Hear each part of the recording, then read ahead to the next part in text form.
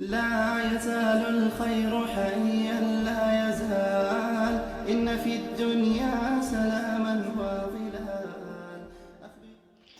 بسم اللہ الرحمن الرحیم۔ یوسف علیہ السلام کو جب وہ قافلہ لے کر کے چلا اپنے ہمراہ تاکہ اس کو چند سکوں کے عوض میں مصر کے بازار میں فروخت کر دیا جائے، دراہیم کہتے ہیں کہ دینار کے چوتھائی حصے کو، یعنی معمولی سی رقم کے عوض میں یوسف کو انہوں نے بیچ دیا، فروخت کر دیا۔ وقال الذی اشتراه من مصر لامرأته اکرمی مثواه، اور مصر کے جس شخص نے خریدا تھا وہ کوئی معمولی انسان نہیں تھا بلکہ وزیر خزانہ تھا۔ اس نے خریدا اور اپنی بیوی سے کہا کہ اکرمی مثواہ، ذرا بہتر طریقے سے رکھنا، یعنی بہتر سلوک کرنا، غلاموں کی طرح پیش نہ آنا۔ عسیٰ ان ینفعنا او نتخذہ ولدا، ان قریب ہمیں یہ فائدہ دے گا، یا اگر ہمارے پاس اولاد نہیں ہے ہم اسے بیٹا بنا لیں گے۔ عبداللہ بن مسعود رضی اللہ تعالیٰ عنہ کہتے ہیں کہ تاریخ کے اندر تین ایسے لوگ جو بہت قیافہ شناس، عقل مند اور ہوشیار گزرے ہیں۔ پہلا وہ جس کا تذکرہ یہاں چل رہا ہے عزیز مصر کے بارے میں، کہ اس نے یوسف علیہ السلام کو دیکھتے ہی پہچان لیا تھا، کوئی معمولی لڑکا نہیں تھا۔ اور دوسرے جس کا تذکرہ قرآن کریم کے اندر آیا ہے، یا ابت استاجرہ ان خیر من استاجرت القوی الامین، یوسف یعنی شعیب علیہ السلام کی وہ صاحبزادیاں جنہوں نے موسیٰ علیہ السلام کو دیکھتے ہی پہچان لیا تھا، کوئی معمولی انسان نہیں، کوئی معمولی شخصیت نہیں ہے۔ تو انہوں نے اپنے ابا سے کہا تھا، ابا جان ان کو اجرت پر رکھ لیجئے، ان کے اندر طاقت اور امانت داری دونوں ہے۔ اور تیسرے شخص کے بارے میں فرمایا حضرت ابو بکر صدیق رضی اللہ تعالیٰ عنہ، جو اپنے بعد خلیفہ مقرر کیے عمر بن خطاب رضی اللہ تعالیٰ عنہ۔ ان تینوں شخصیتوں کے اندر قیافہ شناسی، دوراندیشی، دانائی، عقلمندی بہت زیادہ تھی۔ یہ عبداللہ بن مسعود رضی اللہ تعالیٰ عنہ کہہ رہے ہیں۔ وَكَذَلِكَ مَكَّنَّا لِيُوسُفَ فِي الْأَرْضِ وَلِنُعَلِّمَهُ مِن تَأْوِيلِ الْأَحَادِيثِ، اور اسی طرح ہم نے یوسف کو زمین کے اندر یعنی ملک مصر کے اندر پناہ دے دی۔ اب یہاں ایک بات سمجھیں کہ یوسف علیہ السلام کا تعلق جس قبیلے سے تھا وہ دیہاتی قبیلہ تھا، وہاں پر سہولتیں اور تعلیم و تعلم، تہذیب و تمدن بالمقابل شہروں کے بہت کم تھی، وہاں پر ساری سہولتیں فراہم نہیں تھیں، لہذا اللہ رب العزت نے کہا کہ وہاں سے نکال کر کے مصر کے اندر لے جا کر کے کوئی ایسی ویسی جگہ پر نہیں، چٹیل میدان میں، کھلے میدان میں، یا ابراہیم علیہ السلام کی طرح، بلکہ ایک عالی شان محل کے اندر جو وقت کا وزیر خزانہ ہے اس کے ہاں ہم نے یوسف کو پناہ دے دی۔ کس لیے وہاں پر پناہ دی؟ اس کی وجہ آگے بیان کر دی، وَلِنُعَلِّمَهُ مِن تَأْوِيلِ الْأَحَادِيثِ، تاکہ ہم اس کو باتوں کی تعویل کرنے والا بنا دیں، باتوں کی تہ تک جانے والا بنا دیں۔ عام طور سے جو بڑے لوگ ہوتے ہیں ان کے گھروں کے اندر بہت بڑی بڑی باتیں ہوتی ہیں، ادھکاری آتے ہیں، پولیس آفیسر آتے ہیں، اور حکمراں آتے ہیں، سیاستداں آتے ہیں، تو ان کے یہاں غیر ملکوں کی باتیں، دوسرے ملکوں کی خبریں، ملک کی ترقی، تنزلی حال احوال، سب کچھ باتیں وہاں پر ہوتی ہیں، دیگر موضوعات پر بحثیں ہوتی ہیں، لہذا یہ سب ساری باتیں یوسف علیہ السلام سنتے تھے اور سیکھتے تھے۔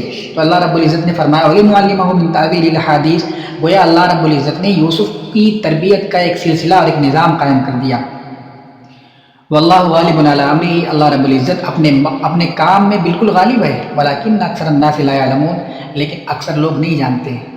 یعنی یہ کہہ رہے ہیں کہ یہ جو سارا واقعہ ہو رہا ہے، یوسف علیہ السلام کو گھر سے نکالنا، کنویں کے اندر ڈالنا، مصر کے اندر فروخت کرنا، اس کے بعد وہاں سے کسی ایسے انسان کا خریدنا جو مصر کا وزیر خزانہ ہے، یہ سب یوں ہی نہیں ہو رہا ہے اتفاقاً، بلکہ یہ سب میرا پلان ہے، میں سب کچھ جو آزمائش کے طور پر یوسف کے ساتھ کر رہا ہوں، یہ سب سارا میرا احکام ہے، میرا حکم ہے، یہ سب میرا امر ہے۔ لہذا اللہ رب العزت کہہ رہے ہیں بہت کم لوگ ایسے ہیں جو جان پاتے ہیں اس بات کو، اکثر لوگ نہیں سمجھتے۔ وَلَمَّا بَلَغَ أَشُدَّهُ وَاسْتَوَىٰ وَلَمَّا بَلَغَ أَشُدَّهُ آتَيْنَاهُ حُكْمًا وَعِلْمًا، اور جب وہ پختگی کو پہنچ گئے تو ہم نے اس کو حکمت اور علم دونوں عطا کر دیا۔ یہاں پر ان کی عمر میں اختلاف ہے کہ جو بلوغیت یا پختگی کو پہنچے تو ان کی عمر 20 سال تھی، 33 سال تھی، 40 سال تھی۔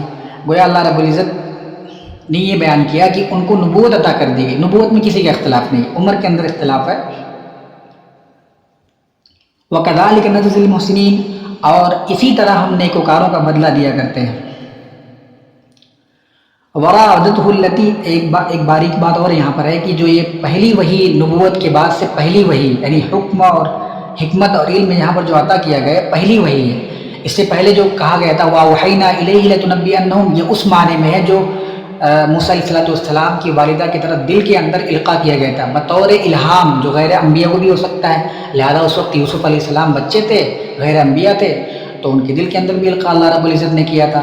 اب یہاں سے پہلی وحی کا آغاز ہوا، وراودته التي هو في بيتها عن نفسه وغلقت الابواب، اور جب عزیز مصر کی بیوی نے بہلانا چاہا، پھسلانا چاہا یوسف علیہ السلام کے حسن کو دیکھ کر کے جب فریفتہ ہو گئی، فدا ہو گئی، تو اس کے دل میں گناہ کا خیال آیا، گناہ کا ارتکاب اس نے کیا۔ اس نے اپنے گھر کے اندر سارے دروازوں کو بند کر دیا۔ النفسہ سے مطلب یہاں پر یہ ہے کہ اس کے پاس جو حسن تھا، جو جوانی تھی، اور یوسف علیہ السلام کے پاس جو حسن تھا، جو جوانی تھی، یہ سب ساری چیزیں موجود تھیں، یعنی کہ ان کو گناہ سے بچنے کے مشکلات میں اور مشکلیں پیدا ہو گئی اور اضافہ ہو گئی، مزید بڑھتی چلی گئی۔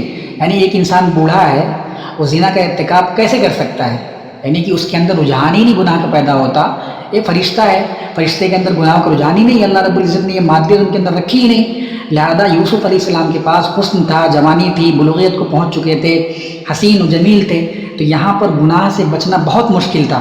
اور پھر دوسری بات یہاں پر ہے کہ گھر کے اندر گناہ کرنا اور کسی دوسری جگہ جا کے گناہ کرنا، دونوں میں بہت فرق ہوتا ہے۔ لہذا ہر چیز میں اضافہ تھا، یعنی قربانی کے ان کے اندر قربانی دینے کا جو وہ تھا، اس میں مزید اضافہ ہوتا چلا گیا۔ وقالت حیت لک، اور زلیخا نے کہا جلدی کرو۔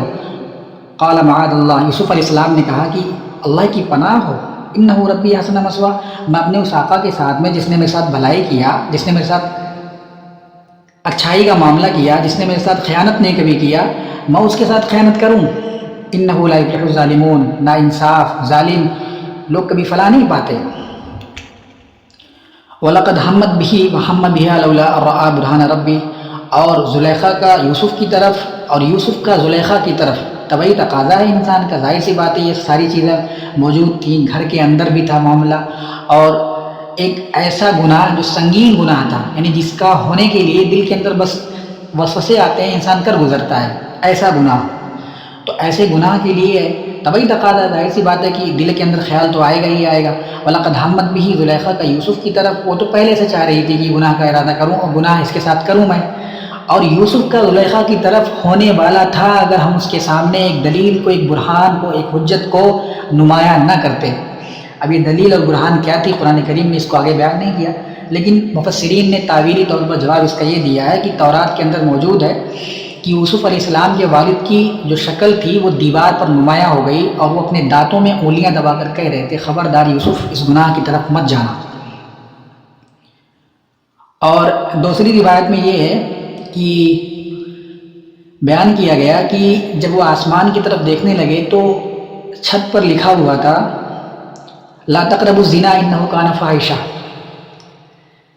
تو یہ دلیل گویا یہ دونوں میں سے کوئی بھی ایک دلیل ہوگی، لہذا جب ان کے سامنے ایک دلیل نمایاں ہو گئی، کذالک لنصرف عنہ السوء والفحشاء، اس لیے ہم نے ان پر برہان اور حجت کو نازل کیا، وحی کیا، تاکہ ہم اس کو برائی اور فحاشی اور بے حیائی کے راستے سے بچا لیں، ہٹا لیں۔ انہ من عبادنا المخلصین، بے شک یوسف ہمارے برگزیدہ بندوں میں سے تھے۔ اب کہنے کا مطلب یہاں پر یہ مخلص اور مخلص دونوں میں فرق ہوتا ہے۔ مخلص اس میں فاعل ہے، یعنی اخلاص کرنے والا، مخلص جس کو پہلے سے انتخاب کر لیا گیا ہو، منتخب کر لیا گیا ہو، برگزیدہ بنا لیا گیا ہو۔ اور شیطان جب وعدہ کر رہا تھا اللہ رب العزت سے، جب اس دنیا کے اندر قدم رکھ رہا تھا، تو اس نے یہ وعدہ کیا تھا کہ میں سب کو بہکاؤں گا، اپنے وسوسے کے ذریعے سے سب کو بہکاؤں گا، جتنے دنیا کے اندر انسان ہے، الا عبادک منہم المخلصین۔ قرآن کریم کے اندر آیت ہے 14 پارے کے اندر مخلصین کا لفظ استعمال ہوا، یعنی جو تیرے برگزیدہ بندے ہیں، جو تیرے چنے ہوئے بندے ہیں، میں ان کو بہکا نہیں پاؤں گا، میرا بس ان پر نہیں چل پائے گا۔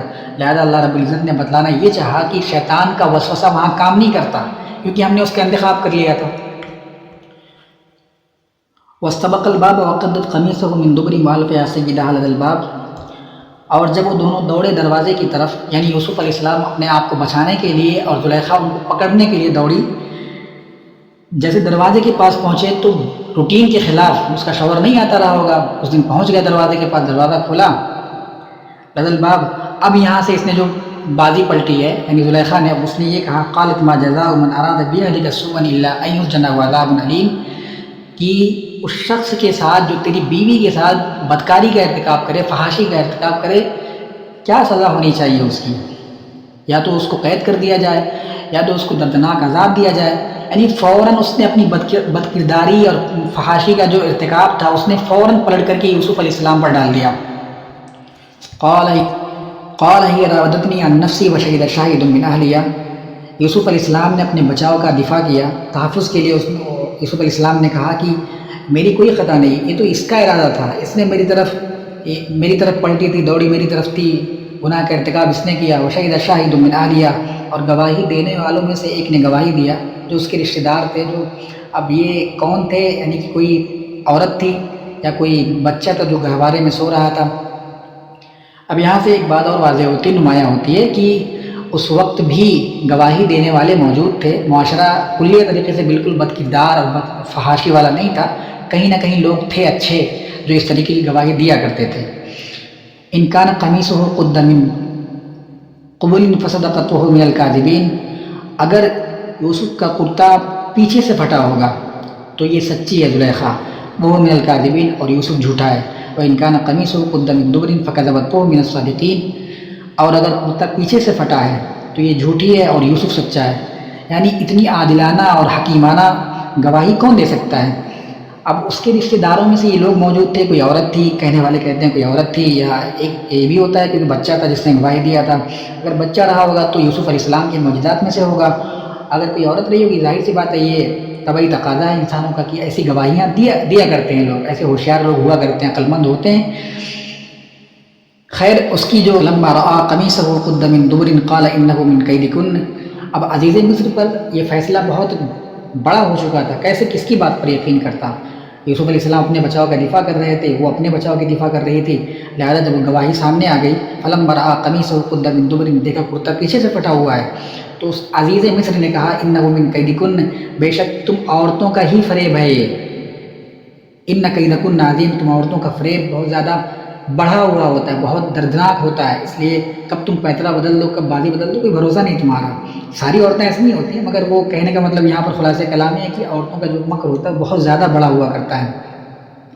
یوسف عارض عن ھذا, یوسف تم اس سے گزر کرو, واستغفری لذنبک, اور اپنے رب کی طرف گناہوں کی بخشش, یعنی اپنی بیوی کو کرتے ہوئے کہا واستغفری لذنبک, مخاطب کرتے ہوئے تم اپنے گناہوں کی معافی مانگ.